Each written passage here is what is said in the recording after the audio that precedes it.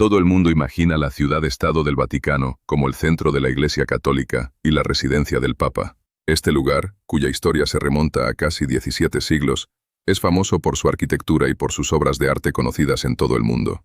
El Papa gobierna no solo el diminuto Estado del Vaticano, sino también una extensa red de parroquias, monasterios, órdenes religiosas y otras organizaciones que orientan la vida espiritual de más de 1.000 millones de católicos en todo el planeta. Sin embargo, el Vaticano tiene otro rostro, desconocido para turistas y creyentes. Es un mundo de intrigas políticas, operaciones financieras fabulosas y, finalmente, maniobras de espionaje. Todo el mundo sabe que este minúsculo estado enclave no posee una bomba atómica ni forma parte del Consejo de Seguridad de la ONU, pero aún así su influencia en el mundo es enorme. Pocos saben que el Vaticano cuenta con uno de los servicios de inteligencia más poderosos del planeta. Se puede colocar sin temor a esta estructura vaticana al mismo nivel que agencias tan conocidas como la CIA, el Mossad y, por supuesto, el FSB, antes KGB. Un dato curioso: en 1973, los agentes de los servicios especiales del Papa ayudaron a impedir un atentado contra la primera ministra de Israel, Golda Meir. El Vaticano se enteró del plan antes que la CIA y el Mossad. También en 1984, la inteligencia papal avisó a la CIA de otro atentado contra el presidente estadounidense Ronald Reagan. Gracias a ello, el ataque pudo evitarse. La sorpresa de los estadounidenses fue enorme. El Vaticano logró descubrir lo que la todopoderosa CIA había pasado por alto. Y esto es solo lo que conocemos por fuentes oficiales cuyos documentos dejaron de ser secretos. Lo más curioso es que el Vaticano es el único país del mundo que niega oficialmente la existencia de servicios de inteligencia en su territorio. Cuando en 1993, la Santa Sede recibió una solicitud formal en la que unos periodistas pedían explicaciones al respecto, el Vaticano declaró oficialmente que no disponía de nada parecido. Pero todo indica que esa afirmación no se corresponde con la realidad. Desde hace mucho tiempo no es ningún secreto que la historia conoce numerosos casos en los que sacerdotes de la Santa Sede terminaron en el banquillo de los acusados por actividades de espionaje. Basta recordar la oleada de detenciones de altos representantes católicos que recorrió Europa después de la guerra. En 1948, el cardenal Mindszenty fue detenido en Hungría por actividades de inteligencia. En 1951, el obispo Schubert fue juzgado en Rumanía por espionaje. Y en 1952, en Bulgaria, el obispo Bosilkov incluso fue condenado a muerte. Junto a ellos se sentaron en el banquillo sus cómplices, personas vestidas con sotanas negras, marrones y blancas. A esto puede añadirse que hace poco, varios sacerdotes católicos fueron expulsados de la Federación de Rusia sin explicación alguna. Eso suele ocurrir con personas declaradas no gratas, lo que corresponde como mínimo al nivel de oficiales de inteligencia que trabajan bajo cobertura diplomática. Pero lo más interesante es otra cosa. Nadie puede decir nunca con precisión para qué envía el Vaticano a sus agentes de inteligencia a uno u otro país. A diferencia de otros estados, donde los gobiernos deben rendir cuentas públicamente de sus actividades de vez en cuando, se considera que la Santa Sede piensa siempre de manera estratégica. Casi 2000 años de experiencia vaticana muestran que allí trabajan analistas pacientes, capaces de elaborar planes para siglos enteros. Para quienes trabajan en distintas estructuras de inteligencia, no es ninguna revelación que los servicios especiales de la Santa Sede hayan desempeñado un papel importante en los acontecimientos políticos de las últimas décadas. ¿Saben cómo explican los agentes los misteriosos símbolos del escudo del Vaticano, en el que aparecen dos llaves? La llave dorada abre las puertas de la verdad. Es la inteligencia. La llave negra cierra ante miradas ajenas las puertas de los secretos del Vaticano. Es la contrainteligencia. La inteligencia del Vaticano comenzó a adquirir definitivamente la forma que hoy conocemos durante la Segunda Guerra Mundial. Al principio, la inteligencia católica se apoyaba en la ayuda de la CIA estadounidense. No era extraño, porque durante muchos años, todos los papas fueron firmes enemigos del comunismo. Allí no había otros. Precisamente por esa razón, el Papa Pío XII mantuvo hasta 1943 una relación tan estrecha con Hitler y con el dictador fascista español Franco. Más tarde, la inteligencia vaticana empezó a colaborar estrechamente con los servicios especiales estadounidenses. Se encontraron huellas de operaciones conjuntas del Vaticano y la CIA en los acontecimientos de Hungría de 1956, así como en Chile, durante la época de Pinochet, y en Polonia, alrededor de Solidaridad. También, en los actuales puntos calientes aparecen de vez en cuando señales de esta alianza. Basta recordar que la desintegración de la Unión Soviética comenzó en realidad no en los países bálticos, sino en el oeste de Ucrania. El Vaticano participó directamente en la creación del Partido Nacionalista Ucraniano, UNA-UNSO.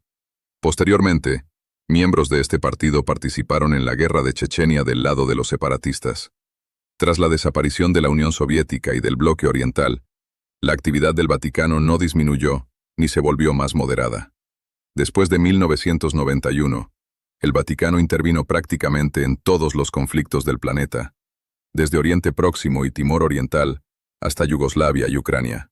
Como resultado de las acciones del pontífice, incluso Al-Qaeda llegó a planear el asesinato del Papa. La estructura de inteligencia del Vaticano es extremadamente interesante. La principal labor de espionaje humano corre a cargo de la Orden de los Jesuitas. La mayor parte de la información se obtiene a través de los fieles. También se consigue durante la confesión. Cuando acude un funcionario de alto rango, los jesuitas ya lo saben de antemano. Además, los representantes de la Orden realizan numerosos viajes a distintos países bajo la apariencia de servicio pastoral y actividad misionera, y obtienen información de personas que conocen secretos de Estado o secretos militares. También pueden comprar archivos. Hay muchos métodos y todos son distintos. La Orden, además, recluta activamente a estudiantes con talento en las principales universidades del planeta. Entre ellas destaca especialmente la Universidad de Georgetown, en Washington.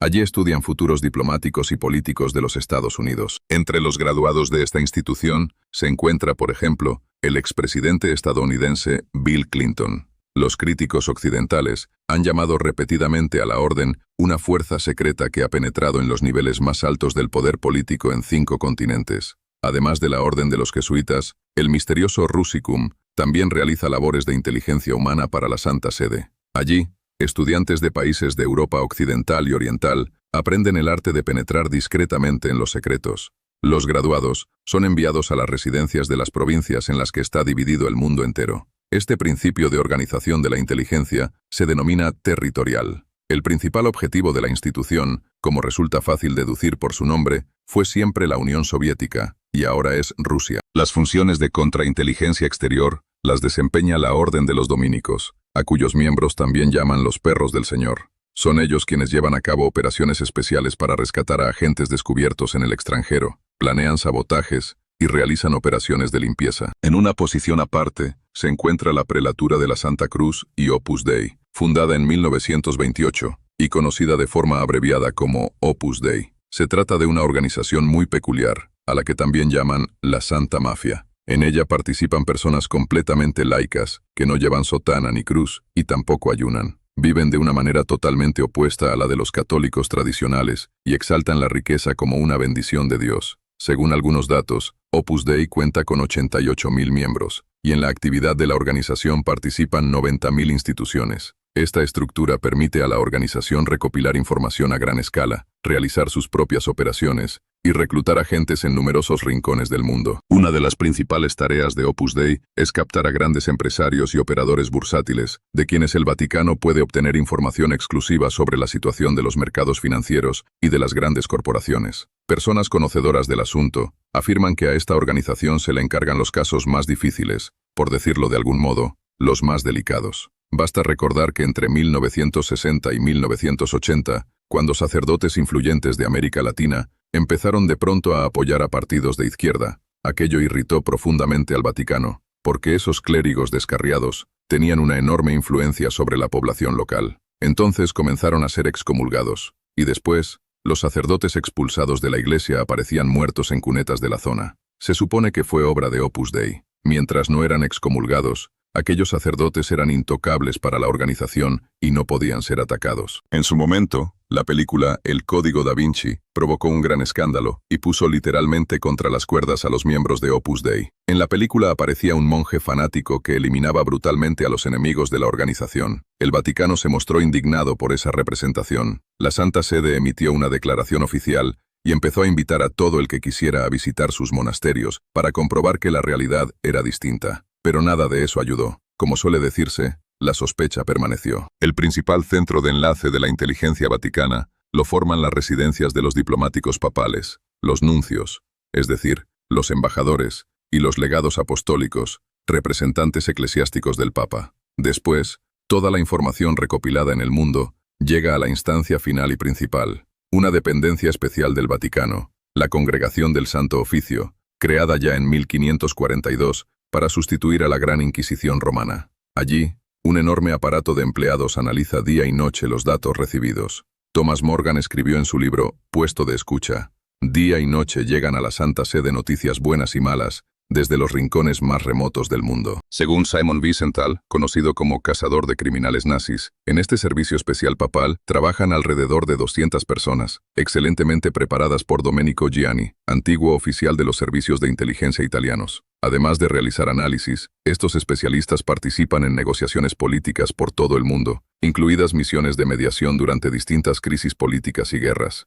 Cuando en las noticias oímos que representantes del Vaticano se incorporan como mediadores al conflicto ruso-ucraniano, se trata precisamente de estos especialistas de la Congregación del Santo Oficio. En un interesante artículo titulado Estrategias Celestiales, publicado en la revista alemana Valbune, Giuseppe Navarro analiza la influencia de la Orden de los Jesuitas y su actividad, caracterizada por un enfoque verdaderamente estratégico. Esto es lo que afirma: es la principal unidad de las reservas estratégicas del Papa, la más preparada para el combate y la más peligrosa. Los jesuitas no tienen un ámbito de actuación definido. Reciben, por decirlo así, misiones especiales. Representan una fuerza de choque particular. La orden de los jesuitas es la culminación del poder del Papa, y al mismo tiempo su arma más eficaz. Allí donde es necesario abrir una brecha para que penetre la política del catolicismo, allí donde hay que cerrar una ruptura en las propias filas, allí donde los ejércitos celestiales empiezan a tambalearse bajo los golpes, allí aparecen los jesuitas. Fueron verdugos e inquisidores durante la lucha contra la Reforma. Fueron educadores en las casas principescas antes y después de la Revolución Francesa. Fueron la vanguardia del imperialismo en las colonias.